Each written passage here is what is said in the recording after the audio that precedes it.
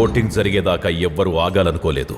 దొరల నుంచి కాపర్ల దాకా ప్రతి ఒక్కరూ ఏ కనికరము లేని అత్యంత బలమైన సైన్యాన్ని సమకూర్చుకోవడం మొదలుపెట్టారు.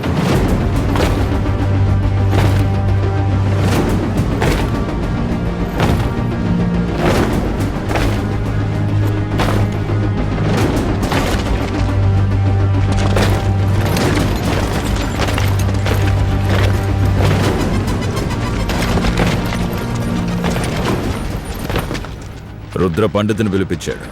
నారంగ్ రష్యన్స్ తీసుకొచ్చుకున్నాడు. గురుంగు వాళ్ళు సెర్బియన్ ఆర్మీని తీసుకొచ్చుకున్నారు. ఆఖరికి కాపర్లు కూడా ఒక్కొక్కరు 50 మందిని పోగు చేసుకున్నారు. గేట్లో ఈ రోజు కూడా 700 కొత్త ఎంట్రీలు జరిగాయి. ఇకపైన ఎవరు వస్తారో ఎంతమంది వస్తారో చెప్పు, మన ఆర్మీ ఎక్కడుంది?